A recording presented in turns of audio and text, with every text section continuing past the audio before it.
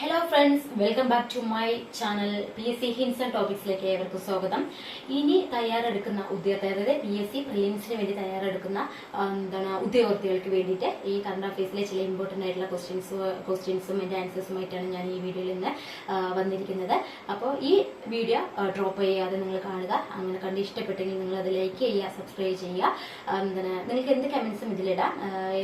നിങ്ങൾക്ക് എന്തെങ്കിലും വലിയ നിങ്ങളുടെ കമൻസ് ഉണ്ടെങ്കിൽ അത് ഈ വീഡിയോയിൽ ബോക്സിൽ ഇടുക.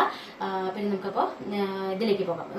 മധുര ചോദ്യങ്ങളും അതിന്റെ ഉത്തരങ്ങളിലേക്ക് നമുക്ക് പോകാം. ആദ്യത്തെ ചോദ്യം എന്ന് പറഞ്ഞാൽ ഏത് രാജ്യത്തിന്റെ അത്യാധുനിക ഒരു എയർക്രാഫ്റ്റ് കരിയറാണ് ഫ്യൂജിയൻ എന്ന് പറയുന്നത്? ഏത് രാജ്യത്തിന്റെയാണ് എയർക്രാഫ്റ്റ് കരിയറാണ് ഫ്യൂജിയൻ? ഏത് രാജ്യത്തിന്റെ ചോദിച്ചു കഴിഞ്ഞാൽ ചൈനയുടേതാണ്. ഈ ഫ്യൂജിയൻ എന്ന് പറയുന്നത് ചൈനയുടെ മൂന്നാമത്തെ എയർക്രാഫ്റ്റ് കരിയറാണ്. പിന്നെ ലോകത്തെ ഏറ്റവും വലിയ എയർക്രാഫ്റ്റ് കരിയർ എന്ന് പറയുന്നത് നമ്മുടെ USA ജെറാൾഡ് ആർ ഫോർഡ് ആണ്. ഏതാണ്? ജെറാൾഡ് ആർ ഫോർഡ് ആണ് ലോകത്തിലെ ഏറ്റവും വലിയ എയർക്രാഫ്റ്റ് കരിയർ എന്ന് പറയുന്നത്. ഈ ക്വസ്റ്റ്യൻ മനസ്സിലായല്ലോ. ഓരോ ക്വസ്റ്റ്യൻ പറയുമ്പോഴും ഒരു ക്വസ്റ്റ്യന് ഒരു ആൻസർ മാത്രമല്ല, അതിൽ കൂടെ വിവിധ അതുമായി ബന്ധപ്പെട്ട് വേറെ 2-3 കാര്യങ്ങൾ കൂടി പറയുന്നുണ്ട്. അതുകൊണ്ട് നന്നായി ശ്രദ്ധിക്കുക. ഈ പറയുന്ന കാര്യങ്ങൾ ഓരോന്നും ശ്രദ്ധിക്കുക. ഇനി രണ്ടാമത്തെ കാര്യം എന്ന് പറയുന്നത് പാറശാല രവി. ഇത് ഏത് മേഖലയുമായി ബന്ധപ്പെട്ട? പാറശാല രവി ഏത് മേഖലയുമായി ബന്ധപ്പെട്ടാണ്? മൃദംഗമായിട്ട് ബന്ധപ്പെട്ടാണ് നമ്മുടെ പാറശാല രവി പറയുന്നത്. കേരള സാഹിത്യ നാടക അക്കാദമിയുടെ ഫെലോഷിപ്പ് 2023 നേടിയവരാണ് നമ്മുടെ പാറശാല രവി. അതുപോലെ തന്നെ TM എബ്രഹാം. പിന്നെ അതുപോലെ തന്നെ കലാവിജയ മോഹിനിയാട്ടത്തില് TM എബ്രഹാം പറയുന്നത് നാടക സംവിധായകൻ കൂടിയിട്ടാണ്.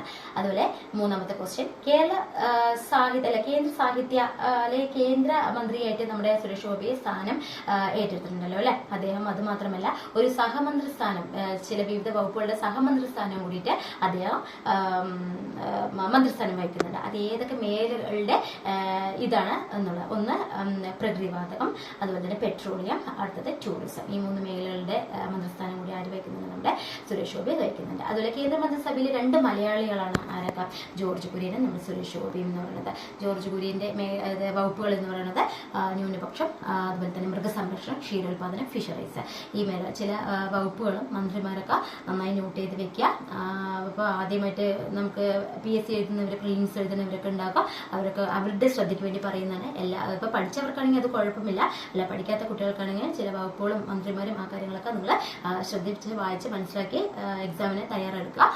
പിന്നെ ഇനി അടുത്ത ക്വസ്റ്റ്യൻ എന്ന് പറഞ്ഞു കഴിഞ്ഞാൽ 2024 ലോകപത്ര സ്വതന്ത്ര സൂചികയിലെ യഥാക്രമം 3 സ്ഥാനം നേടിയ രാജ്യങ്ങളാണ്. ഏതാണ്? ലോക പത്ര സ്വതന്ത്ര സൂചികയിലെ യഥാക്രമം ആദ്യ 3 സ്ഥാനത്തെത്തിയ രാജ്യങ്ങളാണ് നോർവേ, ഡെൻമാർക്ക്, സ്വീഡൻ. അതില് ഇന്ത്യയുടെ റാങ്ക് എന്ന് പറയുന്നത് 159ാമത്തെ റാങ്കാണ്. ഇപ്പോൾ 2024 159ാമത്തെ റാങ്കാണ് ഇന്ത്യ നേടിയത്. അത് 2023 161ാമത്തെ റാങ്കാണ് നമ്മുടെ ഇന്ത്യ നേടിയിരിക്കുന്നത്. ആദ്യ സ്ഥാനം നോർവേക്ക് തന്നെയാണ്.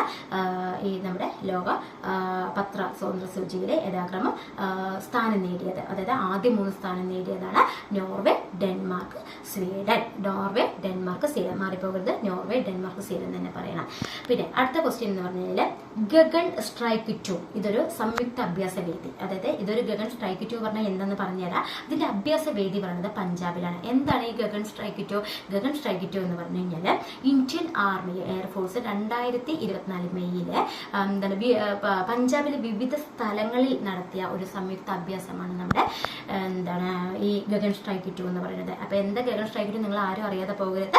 ഇന്ത്യൻ ആർമി എയർഫോഴ്സും നടത്തിയ പഞ്ചാബിലെ വിവിധ സ്ഥലങ്ങളിൽ നടത്തിയ ഒരു സംയുക്ത അഭ്യാസ വേദിയാണ് നമ്മുടെ ഗഗൻ സ്ട്രൈക്ക് 2 എന്ന് പറയുന്നത്. ഇതിൽ തന്നെ ഇതുമായി ബന്ധപ്പെട്ട 2 കാര്യം എന്ന് പറഞ്ഞു കഴിഞ്ഞാൽ കരസേന മേധാവിയും അതുപോലെ തന്നെ നാവികസേന മേധാവിയും.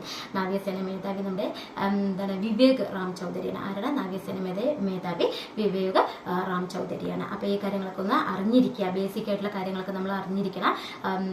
ഇങ്ങനെയുള്ള വീഡിയോകൾ കാണുക. ഇനി ഞാൻ കറണ്ട് അഫയേഴ്സിന്റെ കുറേ വീഡിയോകൾ താഴത്ത് ഇടുന്നതായിരിക്കും. നിങ്ങളത് ഓരോ വീഡിയോ ഇമ്പോർട്ടൻ്റ് ആയിട്ടുള്ള വീഡിയോസ് മാത്രമേ ഞാൻ ഇടുന്നുള്ളൂ. നിങ്ങളതൊക്കെ ഒന്ന് കുറച്ച് സമയം കുറച്ച് വീഡിയോസ് മാത്രമാണ് ഞാൻ ഇടുന്നത്. അത് നിങ്ങൾ നോക്കുക, ശ്രദ്ധിക്കുക. ഇനി അടുത്ത ക്വസ്റ്റ്യനിലേക്ക് പോകാം നമുക്ക്.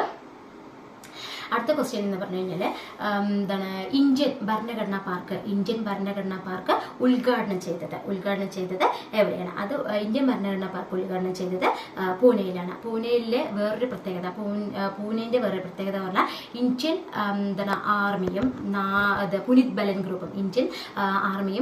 ഗ്രൂപ്പും സംയുക്തമായിട്ട് വികസിപ്പിച്ചതാണ് പൂനെ എന്ന് പറയുന്നത്. അതുപോലെ ഇനി അടുത്ത ഇമ്പോർട്ടന്റ് ആയിട്ടുള്ള ഒരു ക്വസ്റ്റ്യൻ, ഇതുമായി ബന്ധപ്പെട്ട വേറൊരു ക്വസ്റ്റ്യൻ പറഞ്ഞാൽ ആദ്യ സമ്പൂർണ്ണ ഭരണഘടന സാക്ഷരത ജില്ല, ഇന്ത്യയിലെ ആദ്യ സമ്പൂർണ്ണ ഭരണഘടന സാക്ഷരത ജില്ല എന്ന് പറയുന്നത് കൊല്ലം ജില്ലയാണ്. ഏതാണ്? കൊല്ലം ജില്ലയാണ്. ഇന്ത്യയിലെ ആദ്യ സമ്പൂർണ്ണ ഭരണഘടന സാക്ഷരത ജില്ല കൊല്ലം ജില്ലയാണ്. നിങ്ങൾക്ക് ഈ വീഡിയോ ഇഷ്ടമായെങ്കിൽ എല്ലാവരും ലൈക്ക് ചെയ്യുക, ഷെയർ ചെയ്യുക, സബ്സ്ക്രൈബ് ചെയ്യുക. നന്ദി.